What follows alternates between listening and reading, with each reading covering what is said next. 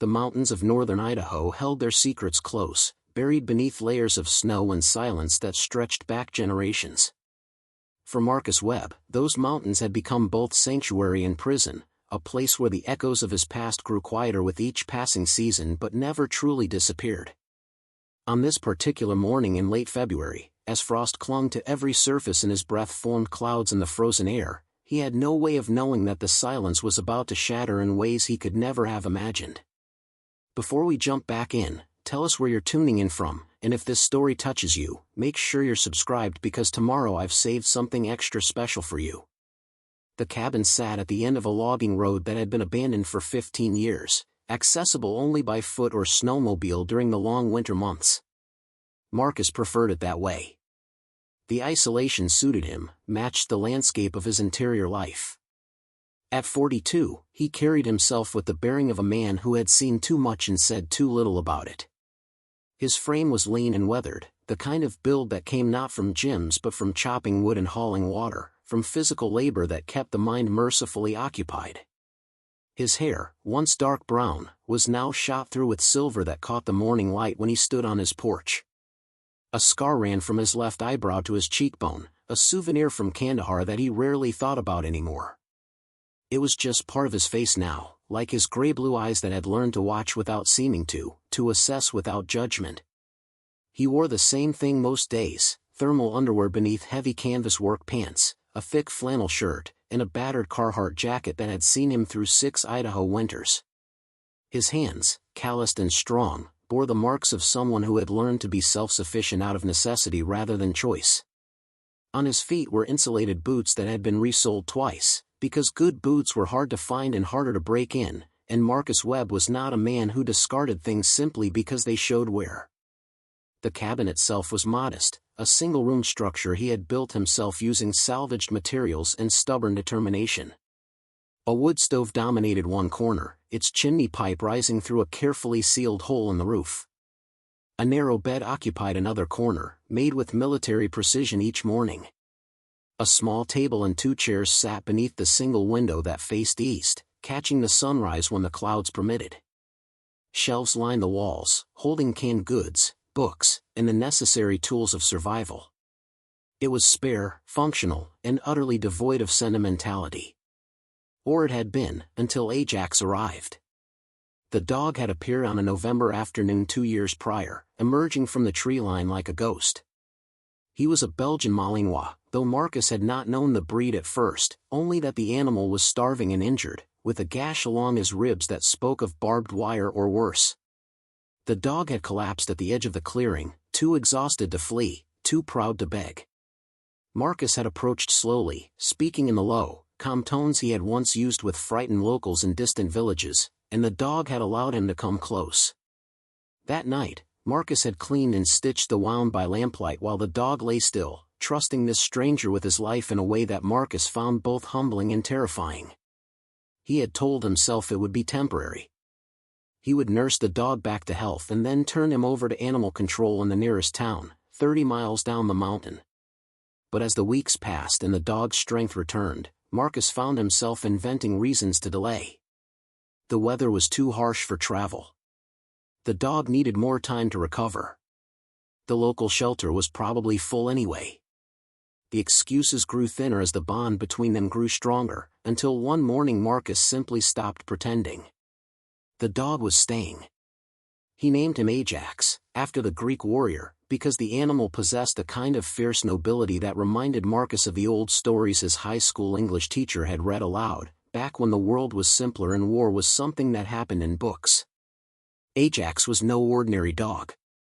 Marcus recognized the intelligence in those amber eyes, the disciplined way the animal moved, the response to commands he had never been taught. Someone had trained this dog, and trained him well. Marcus suspected Ajax had been military or law enforcement, probably abandoned or lost during a deployment. The thought made him angry in a way few things did anymore, because he understood what it meant to be left behind, to be deemed no longer useful by the machinery that had once relied upon you. In Ajax, Marcus saw a reflection of himself, and perhaps that was why they fit together so seamlessly. The dog learned the rhythms of their life quickly. He accompanied Marcus on long treks through the wilderness, never straying far, always alert. He slept by the wood stove on a folded blanket that Marcus had purchased on one of his rare trips to town, the first thing he had bought for someone other than himself in years. In the evenings, while Marcus read by lamplight, Ajax would rest his head on his paws and watch the fire, and sometimes Marcus would reach down and run his hand through the dog's thick fur, grateful for the companionship he had not known he needed. On this particular February morning, Marcus rose before dawn as was his habit. The cold was brutal, the kind that made the cabin's logs crack and pop as they contracted. He fed the wood stove, coaxing the embers back to life, and put water on to boil for coffee. Ajax stirred from his blanket, stretched with the unself-conscious grace of a wild creature, and moved to the door. Marcus led him out into the pre-dawn darkness, watching as the dog disappeared into the trees to attend to his morning business. The sky was beginning to lighten in the east, a pale gray that promised another overcast day. Snow was coming. Marcus could feel it in the air, taste it on the wind that rattled the branches overhead. He drank his coffee black and strong, standing on the porch even though the cold bit through his jacket. This was his ritual, his moment of stillness before the day's work began.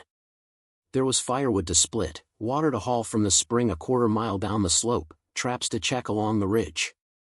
It was a life of repetition and routine, and that was precisely what Marcus needed.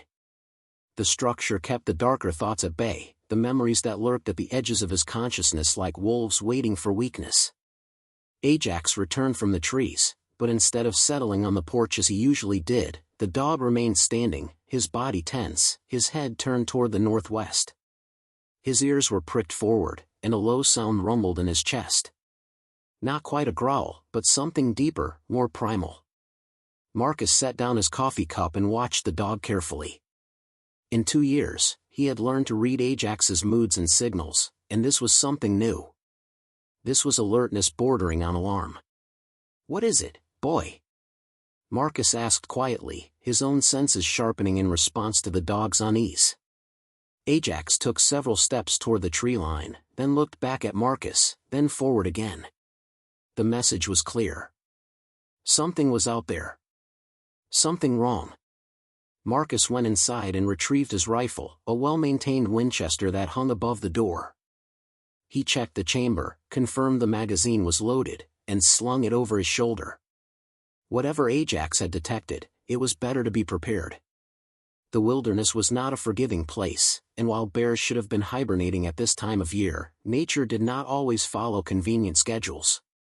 There were also wolves, though they typically avoided human habitation, and occasionally a mountain lion, though those were rare this far north. He pulled on his winter gloves and a wool cap, then gestured to Ajax. "Show me." The dog moved immediately, trotting into the trees with Marcus following. They moved northwest, climbing gradually through dense stands of lodgepole pine and Douglas fir. The ground was covered in a layer of old snow, crusty and uneven, making each step a careful negotiation. Marcus let Ajax set the pace, trusting the dog's instincts. They had been walking for perhaps 20 minutes when Ajax stopped abruptly, his entire body rigid. Marcus moved up beside him and looked in the direction the dog was staring. At first, he saw nothing unusual, just more trees, more snow, the familiar landscape of the high country. Then his eyes adjusted, and he saw it. A dark shape, angular and wrong, half buried in snow about 50 yards ahead. It took his mind a moment to process what he was seeing, because it made no sense in this context. Metal. Aircraft metal. The unmistakable profile of a wing section, crumpled and torn, protruding from a snowbank like the fin of some mechanical shark. Marcus felt his pulse quicken. He approached slowly, the rifle now held ready across his chest, his eyes scanning the area for any sign of movement. As he got closer, the full scope of the scene revealed itself. It was indeed a plane, or what remained of one. The fuselage was broken into sections, scattered across a debris field that stretched for at least 100 yards through the trees. The snow had partially covered the wreckage, suggesting the crash had happened weeks ago, perhaps longer. Fresh snow would have completely buried it, which meant this had likely occurred sometime in early winter, November or December. the aircraft was small, a twin-engine model that Marcus did not immediately recognize. The tail section had sheared off and lay inverted against a massive ponderosa pine. The cockpit was crushed almost beyond recognition. Preparing and narrating this story took us a lot of time, so if you are enjoying it, subscribe to our channel, it means a lot to us. Now back to the story. There were scorch marks along one side of the fuselage, evidence of fire, though the snow had clearly extinguished any flames before they could consume the entire aircraft. The registration numbers on the tail were partially obscured by damage and snow, but Marcus could make out enough to know this was a civilian aircraft, not military. Ajax moved forward carefully, sniffing at the wreckage but maintaining his distance. The dog's body language had shifted from alarm to intense curiosity. Marcus followed, his boots crunching through the snow, his breath coming in steady white clouds. He called out, even though he knew it was futile. "Hello? Anyone here? Is anyone alive?" Only silence answered him, the profound quiet of the mountain broken only by the whisper of wind through the pines. Marcus circled the main section of fuselage, looking for a way inside. The passenger door had been torn from its hinges and lay several feet away. He peered into the dark interior, using the flashlight he always carried on his belt. The beam cut through the shadows, revealing twisted metal, shattered instruments, and the detritus of violent impact.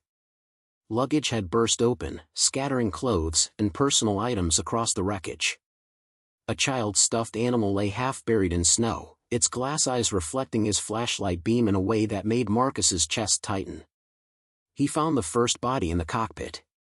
The pilot had died on impact, still strapped into his seat. Marcus did not linger over the remains. Death was an old acquaintance, and he knew there was nothing to be done for this man now. He moved to the rear section of the cabin and found two more bodies, passengers who had likely died instantly when the fuselage broke apart. The cold had preserved them, frozen them in their final moments. Marcus counted 3 dead in total.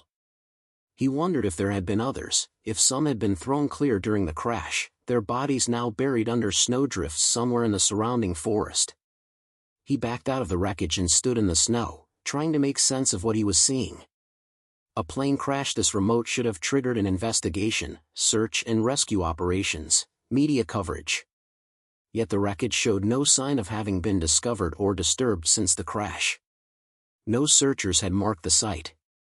No investigators had tagged evidence. It was as if the plane had simply disappeared, and no one had come looking. Ajax was near the tail section, his attention fixed on something Marcus could not see from his position. The dog was not displaying aggression, but rather intense focus, the kind of concentration he showed when he had found something significant during their wilderness treks. Marcus walked over, his boots sinking deep into a drift, and saw what had captured the dog's attention. There was a cargo hatch in the belly of the aircraft, partially torn open by the impact. Through the gap, Marcus could see metal containers, the kind used for secure transport. They were military grade, he recognized the style immediately, though these bore no identifying markings. Several had broken open, their contents spilled into the snow. Marcus knelt down and brushed away the white powder, revealing what lay beneath. His breath caught in his throat. Money. Bundles and bundles of currency, wrapped in plastic, scattered like autumn leaves. But not American dollars. These were euros, yen, rubles, a mix of international currencies and denominations that suggested serious wealth. Marcus picked up one bundle, feeling its weight, estimating it contained at least $10,000 equivalent. There were dozens of bundles visible, and that was just from the containers that had broken open. The intact containers likely held far more. But it was not just money. Marcus's light found other items mixed in with the currency. Passports, dozens of them, from different countries, each with different photos but several showing the same faces with different names. Documents in languages he did not read, stamped with official-looking seals. USB drives and waterproof cases. A small black ledger book, its pages filled with handwritten entries that meant nothing to Marcus but suggested careful record-keeping of something significant. Ajax whined softly, and Marcus looked up to see the dog had moved to another section of the debris field. He was pawing at something, trying to dig it out of the snow. Marcus walked over and found another container, this one intact but partially buried. He worked it free and carried it to a clearer area, setting it down on a relatively flat piece of wing section. The container was locked with a combination mechanism. Marcus considered his options, then used the butt of his rifle to smash the lock. It took 3 solid strikes before the mechanism gave way. Inside were weapons. Not hunting rifles or sporting firearms, but serious military hardware. Compact submachine guns, disassembled but clearly functional. Ammunition in quantities that left no doubt about the intended use. Suppressors. Night vision equipment. This was not the cargo of a legitimate flight. This was smuggling on a scale that suggested organization and resources. Marcus sat back on his heels, his mind working through the implications. The plane had been carrying illegal cargo, likely flying under the radar, literally and figuratively. The mix of currencies, the false passports, the weapons, all pointed to something criminal, probably international in scope. The crash had been catastrophic enough that there were no survivors to report it, and remote enough that it had gone undiscovered for weeks or months. But that raised the obvious question, why had no one come looking? An operation this sophisticated would not simply write off a crashed aircraft and its valuable cargo. Someone should have been searching. Unless they did not want it found. Unless the crash itself was inconvenient for reasons that had nothing to do with the loss of life or materials. Marcus thought about the 3 bodies in the wreckage, frozen in time, and felt a familiar anger building in his chest. These people, whatever their involvement, deserved better than to be abandoned in the wilderness, unmourned and unreported. And if this cargo was what he suspected, if it was connected to the kind of operations that thrived in shadows and silence, then there were larger questions that demanded answers. He stood up and pulled out his satellite phone, one of his few concessions to modern technology. Reception was spotty in the mountains, but he usually could get a signal from high ground. He climbed to the top of the nearest ridge, Ajax trailing behind him, and waited while the device searched for satellites. After a long moment, it connected. He dialed the number for the local sheriff's office, the closest thing to law enforcement in this remote county. The phone rang 6 times before a bored-sounding dispatcher answered. Clearwater County Sheriff's Office, this is dispatch. This is Marcus Webb, calling from the North Wilderness area, Marcus said, keeping his voice steady and professional. I need to report a plane crash. I've found wreckage with multiple fatalities. I'm about 8 miles northwest of Timber Ridge, coordinates 47.3 degrees north, 116.7 degrees west. There was a pause on the other end, the sound of typing. A plane crash? When did this happen? I don't know, Marcus said. Could be weeks old, maybe longer. The wreckage is partially buried in snow. 3 confirmed dead that I can see. This needs immediate investigation. The dispatcher's tone shifted slightly, becoming more focused. Are you in immediate danger? Is anyone injured and in need of medical attention? No immediate danger, Marcus confirmed. All victims are deceased. But there are other factors here that require law enforcement response. The cargo on this aircraft is highly suspicious. What kind of cargo? The dispatcher asked, her voice now carrying a note of skepticism. Currency, weapons, false documents, Marcus said flatly. This was not a legitimate flight. I'm former military, and I'm telling you this is something that needs federal attention, not just local. Another pause, longer this time. Sir, can you stay at the location? I need to contact the sheriff and probably the FAA. This is going to take some time. I can stay for now, Marcus said, looking at the sky. But there's weather coming in. If you're sending people, they need to move fast. Understood. What's your callback number? Marcus gave her the satellite phone number, then ended the call. He stood on the ridge for a moment, looking down at the crash site, at Ajax standing guard over the wreckage. Something felt wrong about this entire situation, a nagging sense that he had just stepped into something far more complicated than a simple plane crash. The military had taught him to trust his instincts, and his instincts were telling him that making that phone call might have been a mistake. He made his way back down to the wreckage and began documenting what he could with his phone's camera, taking pictures of the registration numbers, the cargo, the overall scene. He was careful not to disturb anything more than he already had, conscious that this was now a crime scene. As he worked, Ajax remained alert, his attention focused not on the wreckage but on the surrounding forest, as if expecting something or someone to emerge from the trees.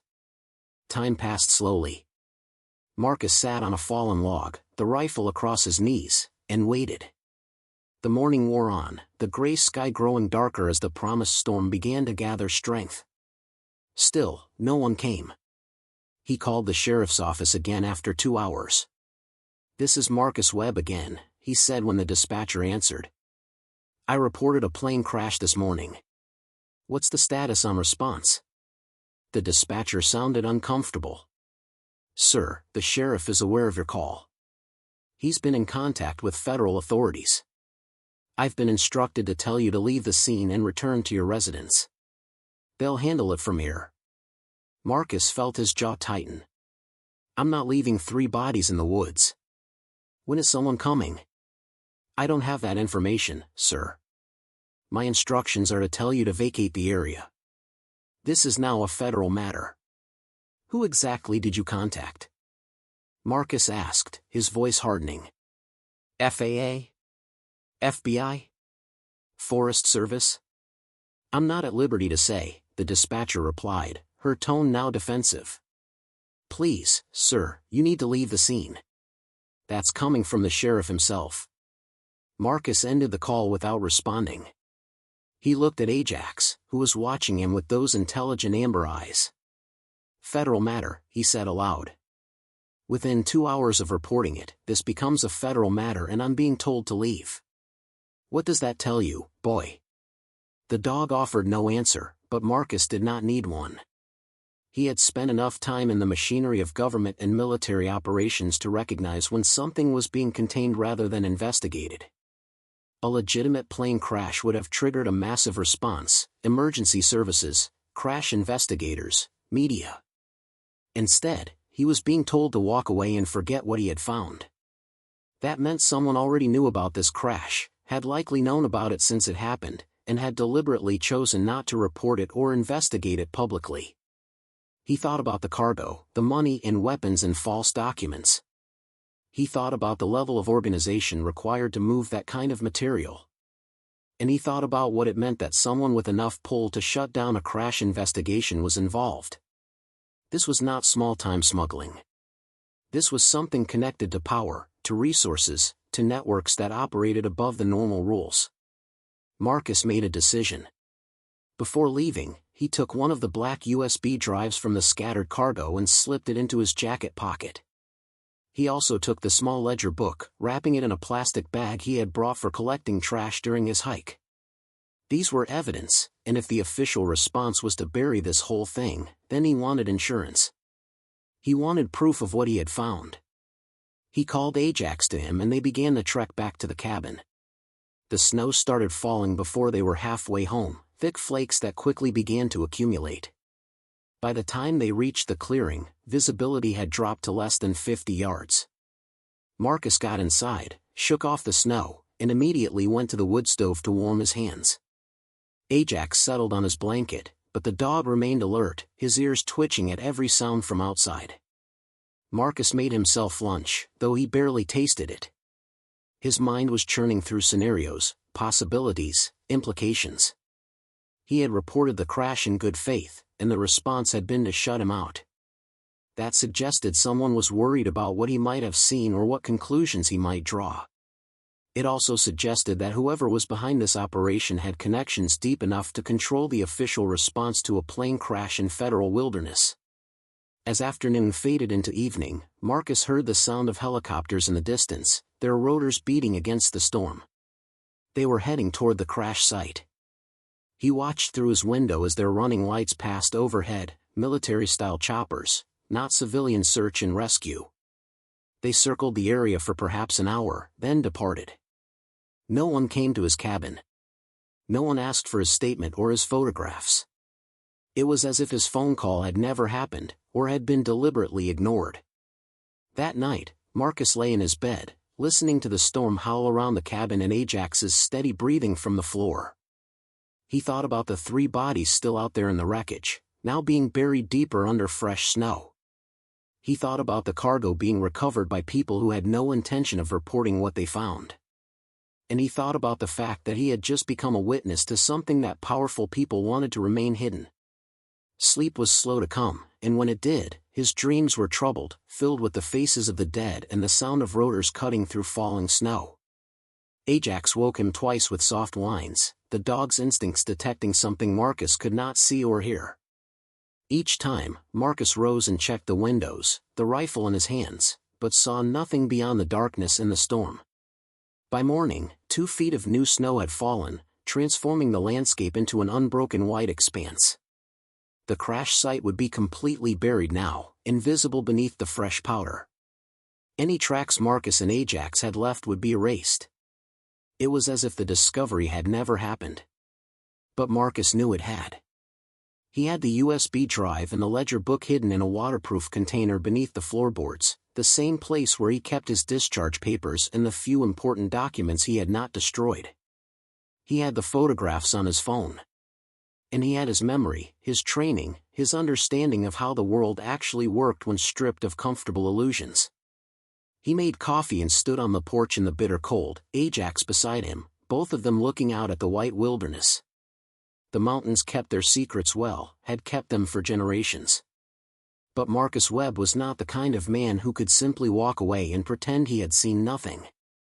His brother had been that kind of man once, the kind who trusted the system and believed in the fundamental goodness of authority.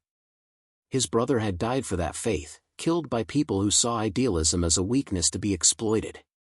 Marcus would not make the same mistake. Whatever he had stumbled upon in those woods, whatever network of corruption and violence lay behind that crashed plane, he could not ignore it. The 3 bodies deserved better. The truth deserved better. And somewhere in the cargo he had found, in the USB drives and ledgers and false passports, there were answers to questions he had not yet learned to ask. He finished his coffee and went inside to begin the next phase of his life, the one where he stopped running from the past and started running toward the truth, no matter how dangerous that path might be.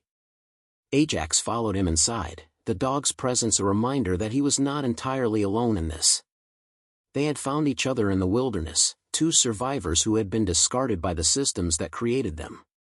Now they would face whatever came next together, with the same fierce determination that had kept them both alive this long.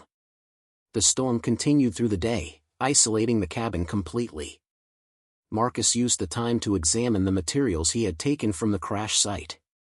The USB drive required a computer, which he did not have, but the ledger book was handwritten in English. The entries were cryptic, columns of numbers and abbreviated codes that suggested financial transactions. Dates ranged back over 2 years. Names appeared occasionally, always just first names or obvious aliases.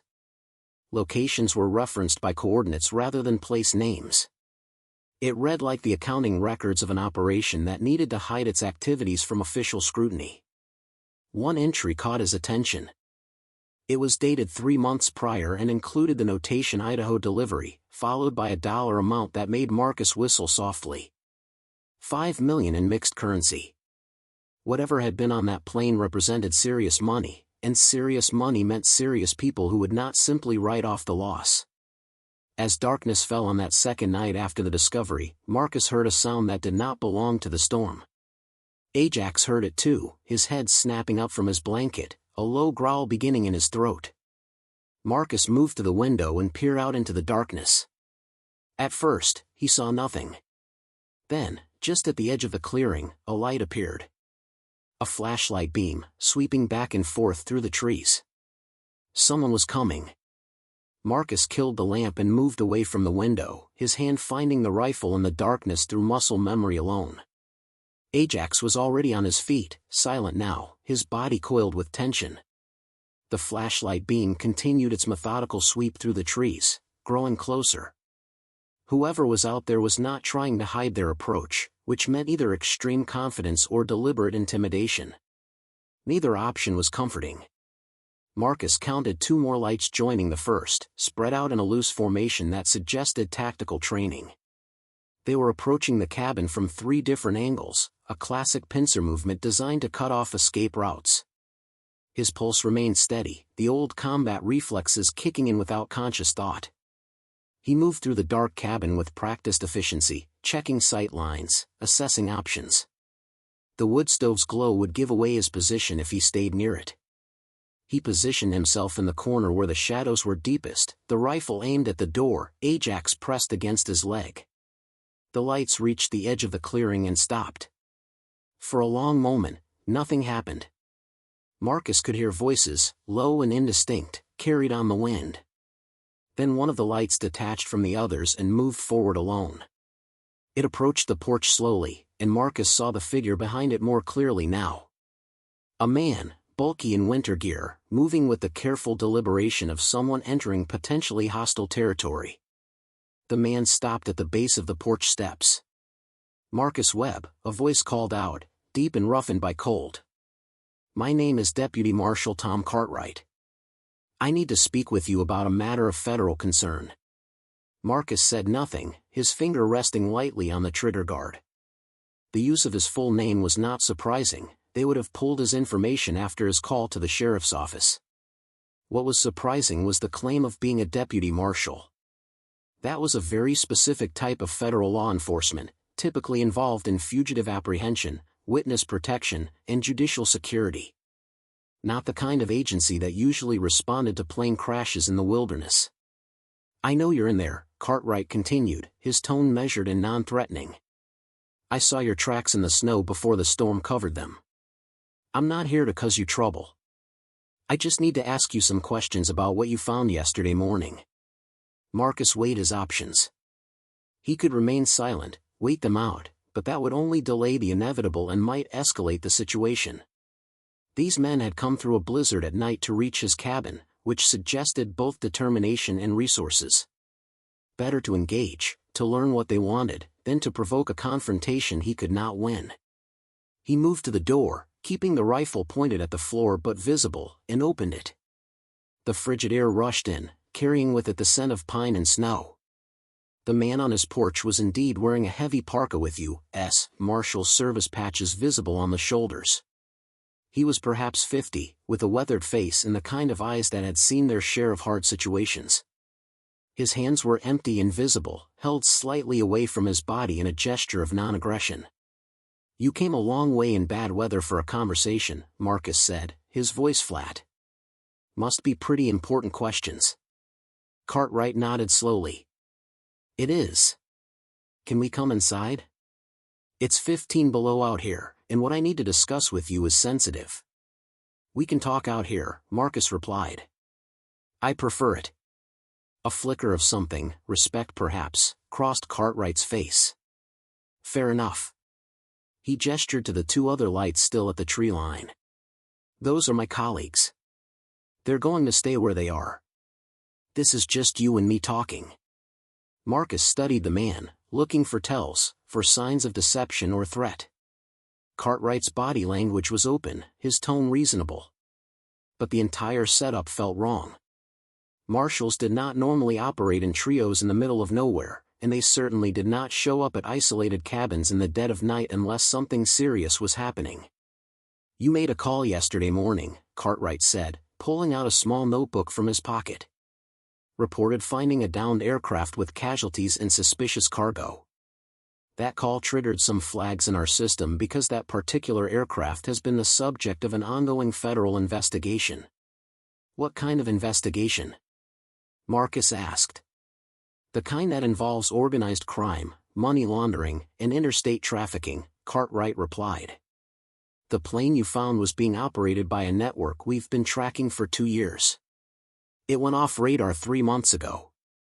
We assumed it had left the country or been ditched somewhere we'd never find it. Your discovery yesterday changed that calculation. So why didn't you investigate the crash when it happened?" Marcus pressed. "That plane went down months ago. You're telling me federal investigators interested in organized crime didn't notice when their target aircraft disappeared?" Cartwright's expression tightened slightly. That's complicated. The network we're investigating has reach, including into law enforcement and government. When the plane vanished, there were concerns that a public investigation might compromise ongoing operations or tip off people we're trying to build cases against. The decision was made to keep it quiet.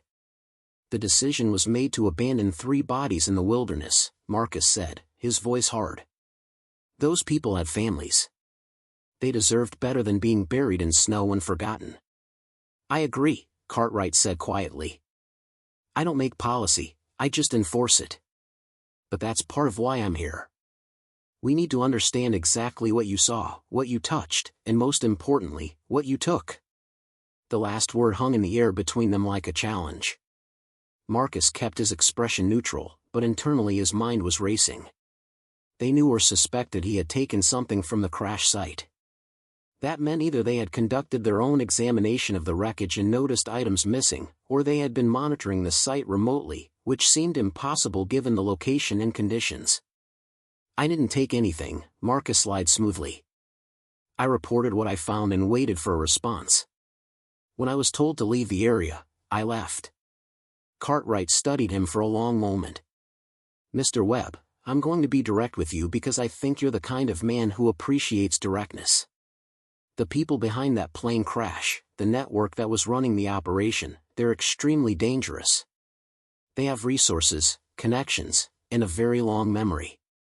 If you took anything from that site, any documents, any digital media, any evidence at all, you need to turn it over to us. Not because we want to prosecute you, but because having that material makes you a target. A target for who? Marcus asked. The criminals or the investigators? Cartwright's jaw tightened. Both, potentially. This is not a game. These are not people who leave loose ends. Then why are you here alone? Marcus countered. If this is such a dangerous situation, why send 3 marshals to a remote cabin instead of a proper tactical team? The question seemed to catch Cartwright off guard. He glanced back at his colleagues, then returned his attention to Marcus. We're trying to keep this contained. A large federal presence would attract attention, possibly media attention. That could compromise the investigation and put you at greater risk. Or it could protect me, Marcus said. Public attention tends to make people harder to quietly disappear. The words were barely out of his mouth when Ajax's growl cut through the night, low and menacing. The dog was not looking at Cartwright or his 2 colleagues. He was looking past them, into the darkness beyond the clearing. Marcus's combat instinct screamed a warning a split second before he heard the distinct crack of a rifle shot. Cartwright dropped to the porch, his hand going for the weapon at his hip. The window behind Marcus exploded in a shower of glass. Ajax bolted from the doorway, a gray streak disappearing into the night. Marcus dove back inside the cabin, his mind processing the situation with cold clarity. Someone was shooting at them, and that someone was not Cartwright or his team.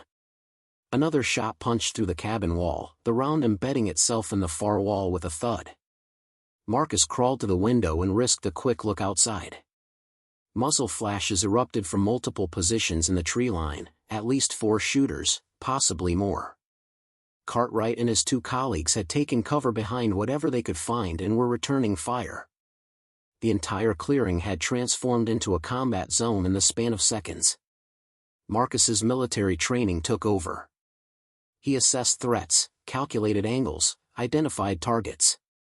The attackers were professionals, their fire disciplined and coordinated. They were not trying to kill everyone immediately, they were establishing a perimeter, cutting off escape routes. This was a tactical assault, not a random ambush. Someone had followed the marshals to his cabin, or had been watching the cabin independently and chosen this moment to strike. He moved to a different window, one that offered a better angle on the tree line, and brought his rifle up. The scope was not ideal for night shooting, but the muzzle flashes gave him reference points. He squeezed off a shot at one of the positions, heard a cry of pain, and shifted to another target. His shots were not meant to kill but to suppress, to disrupt the attacker's rhythm and give Cartwright's team breathing room. Cartwright had made it to cover behind a stack of firewood at the edge of the porch. He was shouting into a radio, calling for backup, but Marcus knew help would not arrive in time. They were at least 40 minutes from the nearest town by helicopter, longer by ground vehicle, and the storm would make any rapid response impossible. They were on their own. A new sound cut through the chaos of gunfire. Ajax's fierce barking, followed by a human scream. The dog had engaged one of the attackers, using the darkness in his training to become a four-legged weapon. Marcus felt a surge of pride mixed with fear. Ajax was brave and capable, but he was still just a dog against armed men. The gunfire intensified. One of Cartwright's colleagues went down, clutching his shoulder. The marshal dragged him behind better cover, but their position was deteriorating. The attackers were advancing, using classic fire and movement tactics to close the distance. Marcus made a decision. Staying in the cabin made him a sitting target. He needed to flank the attackers, to break their assault before they could overrun the clearing. He grabbed his rifle and a spare magazine, then moved to the back window. It was a tight squeeze, but he managed to push through and drop into the snow outside. The cold was shocking after the relative warmth of the cabin, but he ignored it. He circled wide, using the trees for cover, moving with the stealth he had learned in Afghanistan. The sounds of combat guided him, gunfire and shouts and Ajax's continued barking. He came up on one of the attackers from behind. The man was focused on the cabin, firing in controlled bursts. Marcus did not hesitate. He struck the man across the back of the head with the butt of his rifle, a calculated blow that dropped him instantly without killing him. He continued moving, a ghost in the darkness, taking down another attacker in similar fashion. The assault began to falter as the attackers realized they were being engaged from an unexpected angle. Their coordination broke down, confusion replacing discipline. Marcus used the moment to press his advantage, firing shots that forced them to take cover, to abandon their advance. Cartwright and his remaining colleagues saw the shift and added their own fire to the mix. The battle lasted perhaps 10 more minutes, though it felt like hours. Finally, the surviving attackers retreated, melting back into the forest from which they had come. The clearing fell silent except for the sound of heavy breathing and the soft whisper of falling snow. Marcus waited, his rifle still raised, scanning for any sign of movement. Ajax emerged from the trees, his muzzle dark with blood that was not his own. The dog limped slightly but moved to Marcus's side with his tail still high. Cartwright stood slowly from his position, his weapon still drawn, his eyes finding Marcus in the darkness. "You saved our lives," he said simply. Marcus walked back into the clearing, Ajax at his heel. "Who are they?" "I don't know," Cartwright admitted. "But I have a guess. The network we're investigating has enforcers, cleaners who handle problems. If they knew we were coming here, if they knew you had found the crash site, they would want to eliminate all witnesses." "They knew exactly where to find us," Marcus said. "That suggests either incredible intelligence gathering or someone on the inside feeding them information." Cartwright's expression darkened. "I know." He looked at his wounded colleague, who was being tended by the other marshal. "We need to get him medical attention.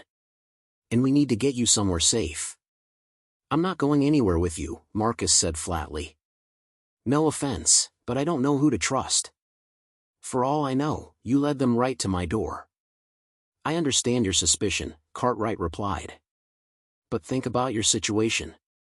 You're a witness to a crime scene connected to a major criminal network.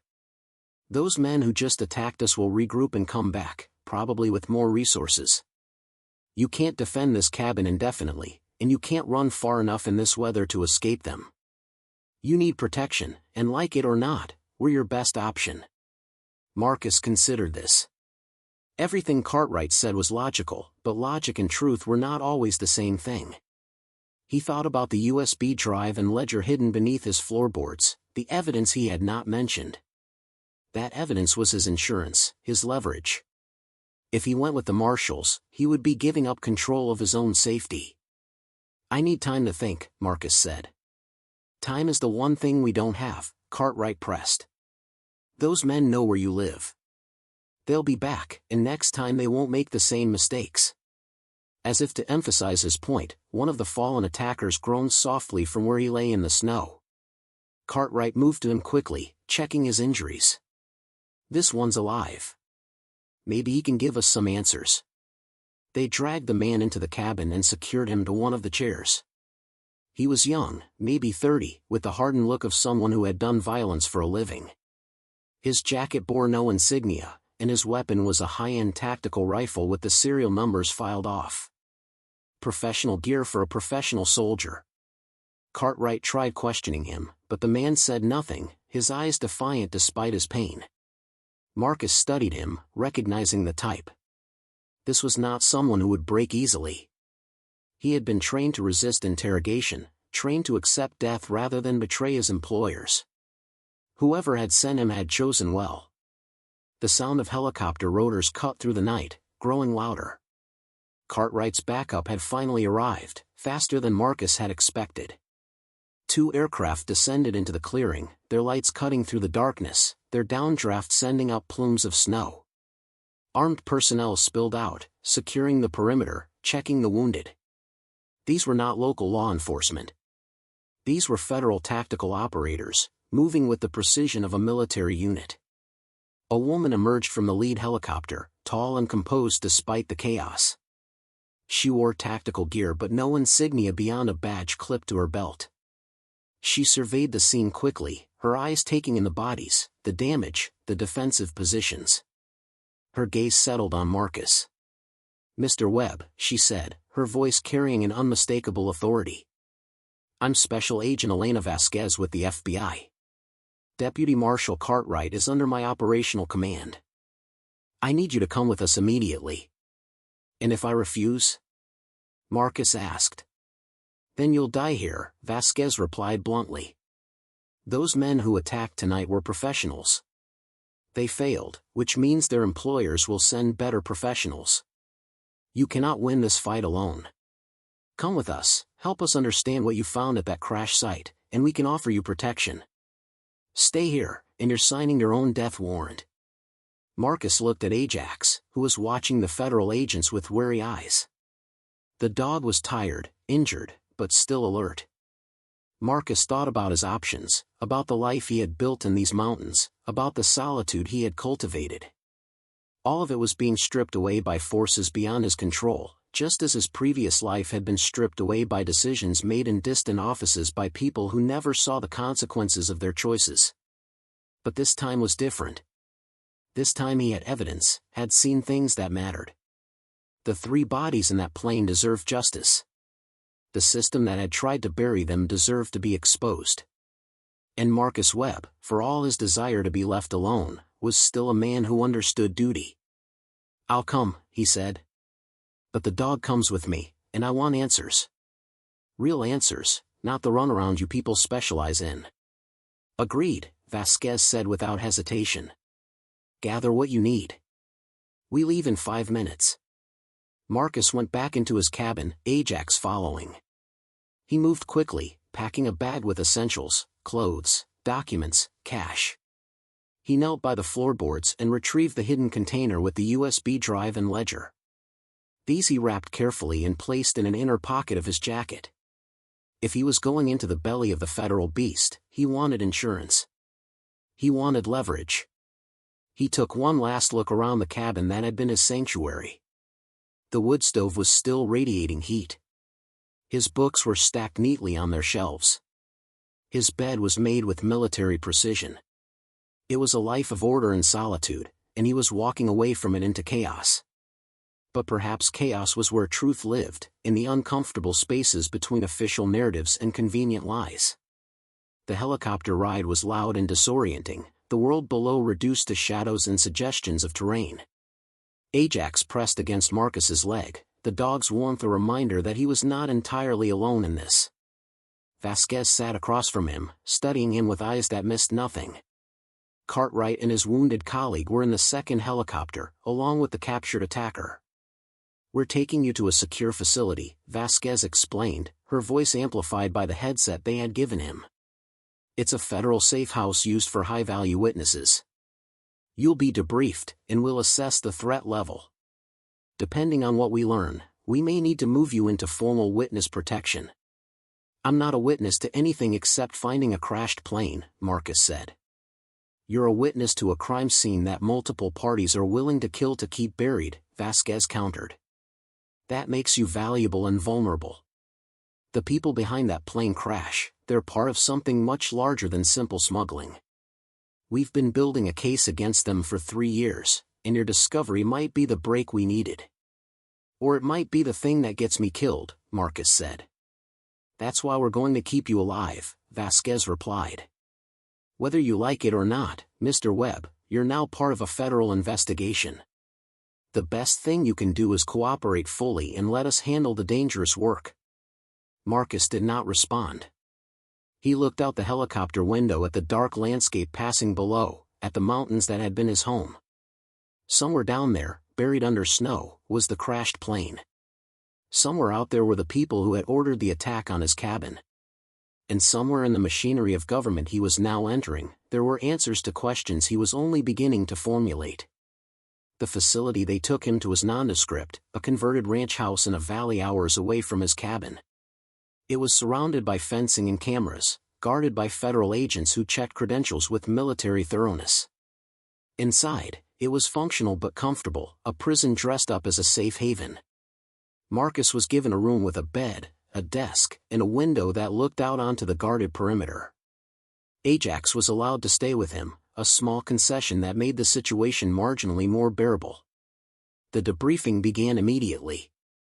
Vasquez and 2 other agents questioned him for hours, going over every detail of his discovery. They asked about the crash site, the cargo, the bodies, the condition of the wreckage. They asked what he had touched, what he had photographed, what conclusions he had drawn. Marcus answered truthfully about most things, but he said nothing about the USB drive or ledger. Those remained his secret, his insurance policy. When they finally let him rest, it was nearly dawn. Marcus lay on the unfamiliar bed, Ajax on the floor beside him, and tried to make sense of the previous 24 hours. He had gone from isolated hermit to federal witness in the span of a day. Men had tried to kill him. He had been forced from his home. And somewhere in all of this, there was a larger story, a conspiracy that involved enough money and power to justify murder. He thought about the ledger entries he had memorized, the dates and amounts and cryptic notations. He thought about the false passports and the military-grade weapons. This was not the work of amateurs or small-time criminals. This was organized, sophisticated, and connected to resources that suggested government or military involvement at some level. The question was how deep that involvement went and who could be trusted. Sleep did not come easy. When it finally did, his dreams were filled with the sound of gunfire and the sight of the dead pilot's frozen face. He woke several times, his hand reaching instinctively for the rifle that was no longer beside his bed. Ajax would whine softly each time, the dog's presence pulling him back from the edge of panic. Morning brought Vasquez back to his room. She looked tired, as if she had been working through the night. She carried a tablet computer and a cup of coffee, the latter of which she offered to Marcus. He accepted it gratefully, the warmth of the cup a small comfort. "We've been analyzing the attack on your cabin," she said, sitting in the chair across from his bed. "The men who came after you were hired professionals, probably former military. The one we captured isn't talking, but his fingerprints came back with an interesting history. He's connected to a private military contractor called North Point Security." Marcus knew the name. North Point was one of the many private military companies that had proliferated after the wars in Iraq and Afghanistan, staffed by former Special Forces operators and offering security services to governments and corporations worldwide. They operated in the gray areas of international law, providing deniable force for clients who wanted results without accountability. "So this is bigger than just smuggling," Marcus said. "Much bigger," Vasquez confirmed. "We believe the plane you found was part of a logistics network moving illegal materials across international borders. The cargo you described, the mixed currencies, the weapons, the false documents, that's consistent with an operation designed to circumvent banking regulations and arms export laws. Someone was moving serious money and serious hardware, and they were doing it in ways that avoided official scrutiny. Who? Marcus asked. That's what we're trying to determine, Vasquez replied. The investigation has been complicated by the fact that the network has connections inside government agencies. We don't know how high those connections go or how many people are compromised. That's why this facility exists, why we're keeping your presence here secret. We can't risk the wrong people finding out what you know. What I know is that 3 people died in that crash and no one reported it, Marcus said. What I know is that someone sent professional killers to my cabin. What I know is that you people are scared of something, and that scares me. Vasquez met his gaze steadily. You should be scared. The people behind this operation have killed before and they'll kill again. But we're close to breaking this open. Your discovery of that crash site gave us a piece of physical evidence we've been missing. If we can connect the plane to the network, trace the cargo back to its source, we might be able to take down the entire operation. And what happens to me when this is over? Marcus asked. Do I get to go home? Do I get my life back? That depends on how this plays out, Vasquez said honestly. If we can arrest and prosecute the key players, if we can dismantle the network, then yes, you could return to your life. But if the threat remains, if we can't guarantee your safety, then witness protection might be your only option. A new identity, a new location, a fresh start.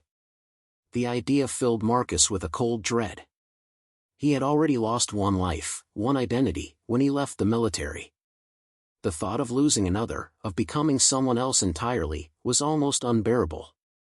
But he also understood the reality of his situation. He had seen too much, knew too much. The network would not stop hunting him simply because time passed. I want to see the USB drive, Vasquez said suddenly, her tone shifting from informative to demanding. Marcus felt his pulse quicken but kept his expression neutral. What USB drive? Don't insult my intelligence, Mr. Webb. You're former military, trained in evidence collection and operational security. You found a crash site full of incriminating materials. The chances that you walked away without taking something for your own protection are essentially zero. I would have done the same thing in your position. They stared at each other for a long moment, the air between them charged with unspoken tension. Marcus was making calculations, weighing trust against survival, cooperation against leverage. Vasquez represented the same system that had discarded him once before. But she also represented the only protection he had against the forces hunting him. If I had such a drive, Marcus said carefully, why would I give it to you? How do I know you're not part of whatever corruption you claim to be investigating? You don't, Vasquez admitted. But consider this. If I wanted to harm you or silence you, I've had ample opportunity. You're in a federal facility under my control. I could take whatever I wanted from you by force. The fact that I'm asking, that I'm treating you as a partner rather than a prisoner, should tell you something about my intentions. It tells me you need something from me, Marcus replied. That's not the same as being trustworthy. Vasquez leaned back in her chair, a slight smile crossing her face. You're not wrong. I do need something from you. I need whatever evidence you took from that crash site because it might contain information that could save lives and bring criminals to justice. But I'm also offering you something in return. I'm offering you a chance to be part of the solution instead of just another victim. Your brother, he was military, wasn't he? The question hit Marcus like a physical blow. He had not mentioned his brother to anyone at the facility. The fact that Vasquez knew about him meant she had done her homework, had read his file, had dug into his past. Daniel had been his younger brother, a bright kid with a future full of promise. He had died 6 years ago in a training accident at Fort Benning, or at least that was the official story. Marcus had never fully believed it, had always suspected there was more to the story than he had been told. But he had lacked the resources or the will to pursue the truth, so he had buried his suspicions along with his brother. What about him? Marcus asked, his voice tight. He died under circumstances that were never fully explained, Vasquez said quietly. I read the report. It was thin, full of gaps and inconsistencies. A lot like the official story of that plane crash you found. The same machinery that buried the truth about that crash probably buried the truth about your brother. If you help me, if you give me what I need to break this case open, maybe we can start pulling at threads that lead to answers about other things too. It was manipulation, Marcus knew that. She was using his grief, his unresolved questions about Daniel, to get what she wanted. But manipulation did not mean the offer was false. She might genuinely be able to help him learn what really happened to his brother. And even if she could not, helping her expose this network felt like a form of justice, a way to strike back at the forces that had taken so much from him. He reached into his jacket and pulled out the waterproof package. He unwrapped it slowly, revealing the USB drive and the ledger. Vasquez's eyes widened slightly, the first crack in her professional composure. She reached for them, but Marcus pulled them back. "We do this together," he said. "Whatever is on this drive, whatever is in this ledger, I get to see it too. I'm not just handing over evidence and waiting to be told what it means. I'm part of this investigation now, whether you like it or not." Vasquez considered this, then nodded. "Agreed. But you follow my lead. You don't take risks without approval. You don't contact anyone outside this facility without clearing it with me first. And if things get dangerous, you do exactly what I tell you. Can you live with those terms?" Marcus handed her the materials. "I can live with them. Whether I'll follow them is another question." A genuine smile crossed Vasquez's face. "I think we're going to get along, Mr. Webb." She left with the USB drive and ledger, promising to return once they had analyzed the contents. Marcus was left alone with Ajax, the weight of his decisions settling over him like snow. He had crossed a line, moved from passive witness to active participant. There was no going back now, no returning to the quiet life in the mountains. The path ahead led deeper into danger and conspiracy, into a world of secrets and lies where truth was a weapon and trust was a luxury few could afford. Ajax nuzzled his hand, and Marcus scratched the dog behind the ears. At least he was not alone in this. Whatever came next, they would face it together, the way they had faced everything since that November afternoon when two lost souls had found each other in the wilderness. The difference now was that the wilderness was no longer a place but a state of being, a landscape of moral ambiguity where every choice carried weight and every alliance was provisional. Hours passed. Marcus was given food, clean clothes, basic necessities. He was told he could move freely within the facility but could not leave without escort. It was a gilded cage, comfortable but confining. He spent the time exploring his surroundings, noting exits and security measures, cataloging the faces of the agents who worked there. Old habits died hard. Evening brought Vasquez back, her expression grim. The USB drive was encrypted, she said without preamble. Military-grade encryption that will take our people time to crack. But the ledger, that's another story. The entries you found match financial transactions we've been tracking through other means. This is confirmation, solid evidence that ties the plane crash to the larger network. You've given us a roadmap, Mr. Webb. What kind of network? Marcus asked. Who's behind it? Vasquez pulled up a series of photographs on her tablet, each showing a different face. These are the players we've identified so far. Arms dealers, money launderers, corrupt officials, mercenaries. They operate across borders, moving weapons and currency in ways that avoid official detection. The plane you found was part of their logistics chain. When it crashed, it created a problem for them. Physical evidence that could link their operation to specific transactions. So they tried to bury it, Marcus said. Literally. Exactly. And they would have succeeded if you hadn't stumbled onto it. But now that we know where it is, now that we have your testimony and the materials you recovered, we can build a case. We can start connecting dots, making arrests, dismantling the network piece by piece. Unless they kill everyone involved first, Marcus pointed out. They've already shown they're willing to use violence to protect their operation. That's why we're moving fast, Vasquez said. Within 48 hours, we're going to execute coordinated raids on multiple targets simultaneously. We're going after their financial infrastructure, their logistics hubs, their leadership. It's going to be the largest operation of its kind in a decade. And it all started because you and your dog found a crashed plane in the woods.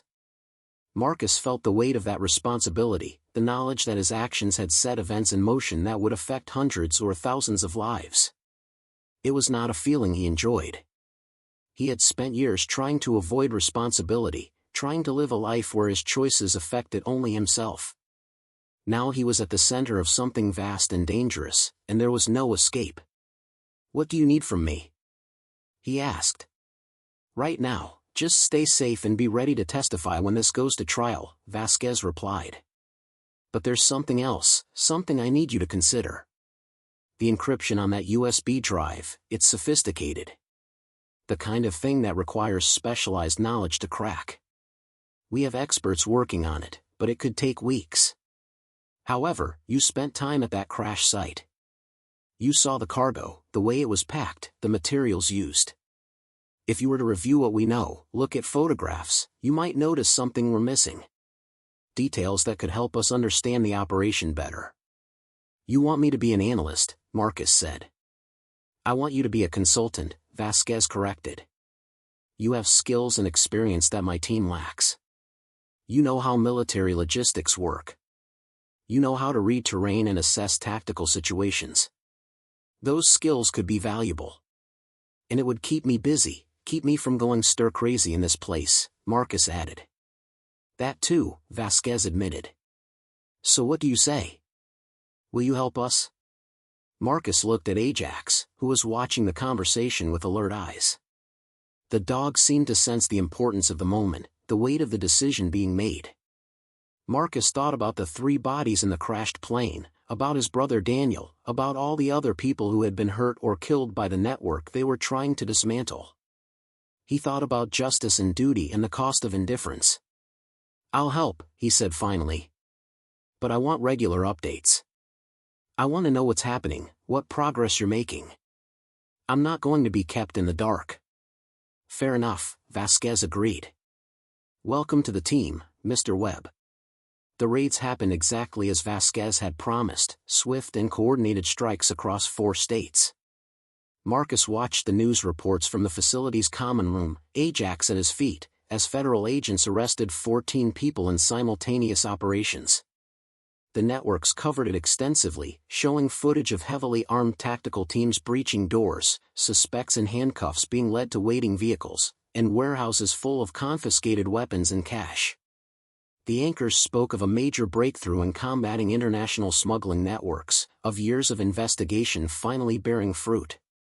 What the news reports did not mention was the crashed plane in the Idaho wilderness or the veteran who had found it.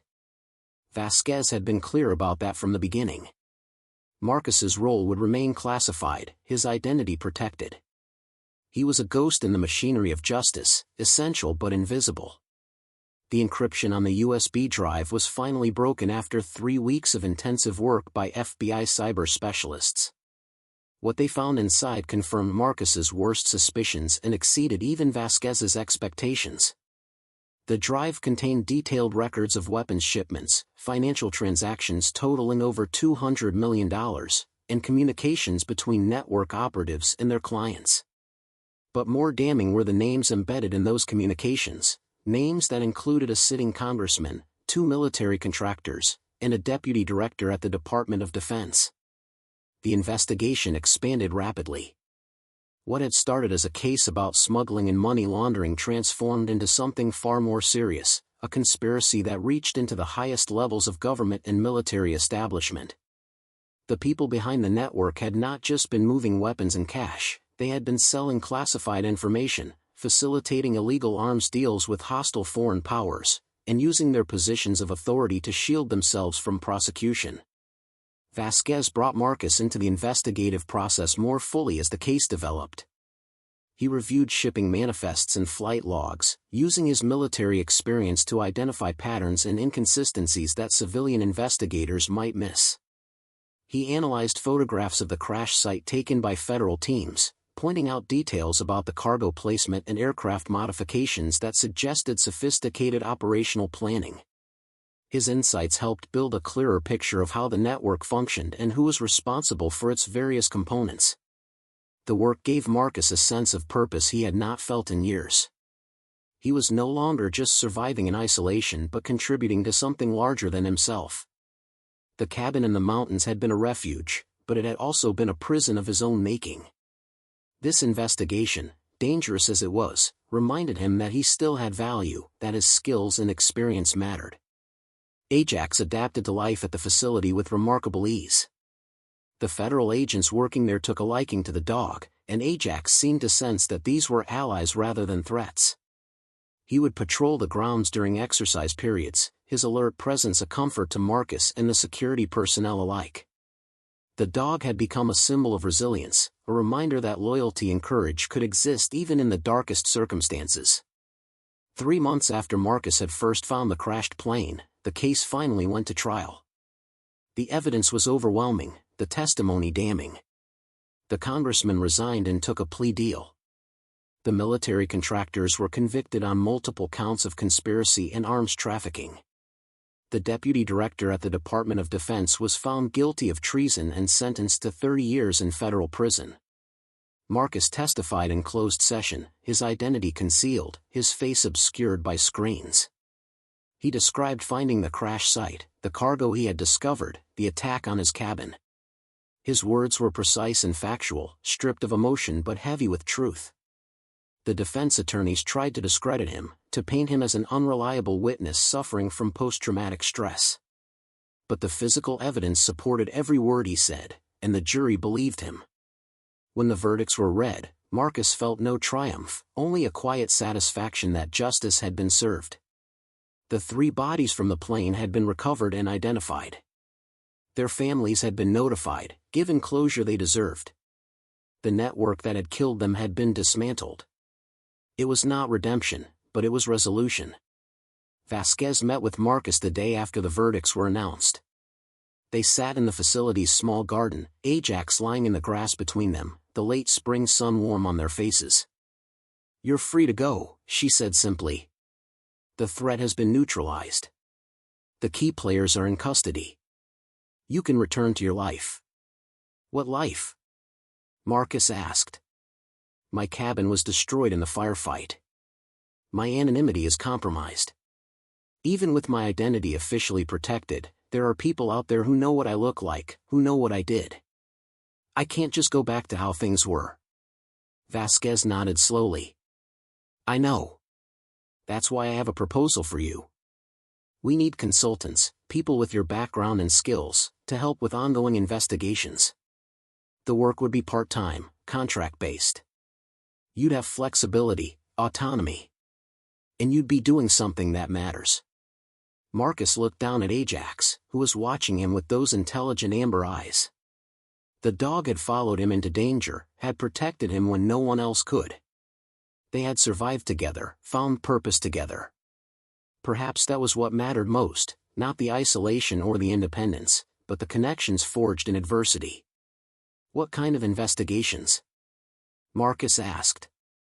"The kind that involve corruption, conspiracy, networks that operate in shadows," Vasquez replied. "The kind where your experience and instincts would be invaluable. You'd work with my team, help us see what others miss. And you'd be paid well enough to rebuild, to start over somewhere new." Marcus considered this for a long moment. The mountains of Idaho would always call to him, but perhaps he did not need to hide in them anymore. Perhaps he could find a different way to live, one that balanced solitude with service, independence with purpose. "I'll think about it," he said finally. Vasquez smiled. "That's all I ask." She stood to leave, then paused. "For what it's worth, Mr. Webb, your brother would be proud of you. What you did here, the courage it took to step forward, to trust us, it made a difference. It saved lives." After she left, Marcus sat in the garden with Ajax for a long time, watching the clouds drift across the sky, feeling the sun on his face. He thought about Daniel, about the questions that might never be answered, about the grief that had shaped so much of his life. He thought about the crashed plane and the 3 frozen bodies and the network of evil that had been brought to justice because he had chosen not to look away. The facility staff helped him arrange transportation and provided funds for a fresh start. He chose a small town in Montana, far enough from Idaho to feel safe but close enough to the wilderness to feel like home. He found a modest house with a large fenced yard for Ajax and began the slow process of rebuilding. The nightmares came less frequently now.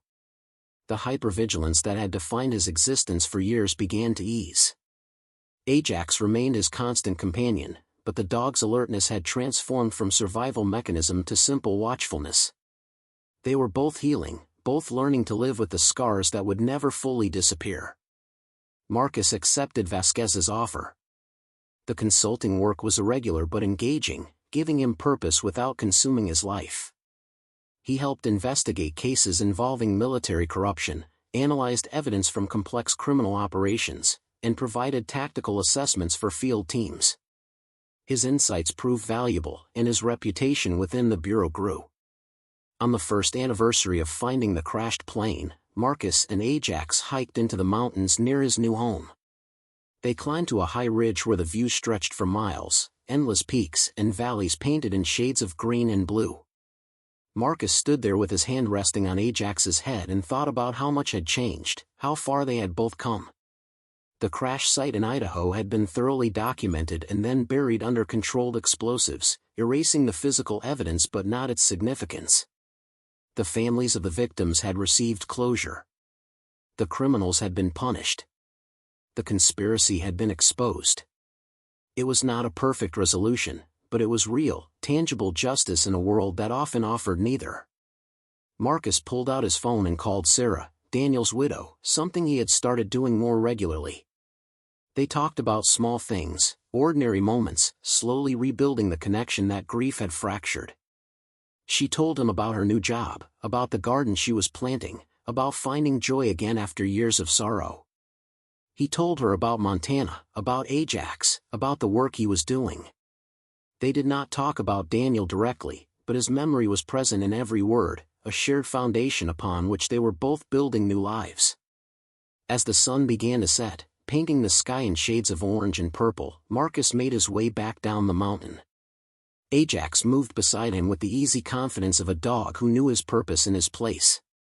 The wilderness that had once been Marcus's refuge was now simply part of his world, not a hiding place but a landscape he could navigate with open eyes. The path ahead remained uncertain.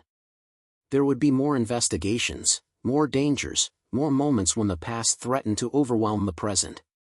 But Marcus Webb had learned something essential in the mountains and in the facility and in the courtrooms where justice was finally served. He had learned that isolation was not the same as peace, that running from the world did not heal wounds, and that sometimes the only way forward was to stand and face what came, trusting in the bonds forged through adversity and the quiet strength that came from doing what was right even when it was dangerous. He was no longer just a veteran hiding from his trauma or a witness caught in forces beyond his control. He was a man who had found his way back to purpose, who had chosen engagement over withdrawal, who had discovered that the scars of the past did not have to define the future. And he had Ajax, loyal and brave, a reminder that even in the darkest times, companionship and courage could light the way home. Up next, you've got two more standout stories right on your screen. If this one hit the mark, you won't want to pass these up. Just click and check them out.